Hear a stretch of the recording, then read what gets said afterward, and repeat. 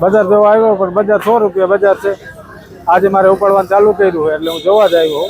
તો મેં બધા ખેડૂતને પૂછ્યું કે 100 રૂપિયા ને 125 રૂપિયા આવે છે. એટલે હવે ઉપાડવાની કાંઈ થતું નથી. એમાં રોટામેટર વાળવાની ગણતરી છે. મજૂરી નહીં ન થાય 100 રૂપિયા એટલે 3 વીઘાના ભાવ 500-600 રૂપિયા સુધી મળવા જોઈએ. દર વર્ષે મળે ઓણ જ નથી. ના નહીં પૈસા તૂટે જાજા તૂટે 20-25 હજાર વીઘે વયા જાય. હવે ભાવ ઘટવાનું કારણ તો એ ઓણ નિકાસ નથી કરી. દર વર્ષે સરકાર કરે. બાકી તો આપણને શું ખબર હોય, માલ વધારે હોય તો ભાવ ન હોય, લેવાલી ન હોય તો ભાવ ન હોય. એ ઇસ્યુ તો સરકારનો હોય. પણ કાંઈક કરે તો સરકાર સારું. સરકાર કાંઈક કરે નિકાસ કરે તો ખેડૂતને 5 પૈસા વધે. મારે 130 રૂપિયાના ભાવ આવ્યા, બરોબર. 135 કટ્ટા હું ડુંગળી લઈને આવ્યો હતો, બરોબર. અને બાકી ભાવમાં તમે કહો 5-6 રૂપિયાના કિલો થઈ, 6 રૂપિયાની કિલો લ્યો ને, એટલે અમને હવે પડતર થતું નથી. એટલે અમારે ગણતરી એવી છે કે મારે 15 થી 20 વીઘાની ડુંગળી છે.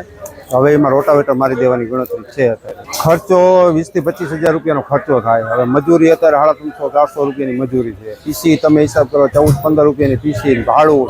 એટલે અમારે અહીં લઈને આવીને તો ઉપાડવાથી લગાડીને અહીં લાવી છે ને 1 રૂપિયો અમારી પાસે વધતો નથી. પેટની નુકસાની જાય છે. એટલે અમારે હવે ખેડી નાખવાની ગણતરી છે. ડુંગળી અમારે હવે આપણે વાવવાની. કારણ અહીંયા સરકારની અમુક નીતિઓ નડ્યા, ભાજપ સરકારની, બરોબર. એના કારણે. અને બીજા નંબરમાં કે અત્યારે થોડુંક શું છે, સરકારે એક્સપોર્ટ ઉપર થોડુંક ગઈ સાલ બેન મૂક્યો હતો.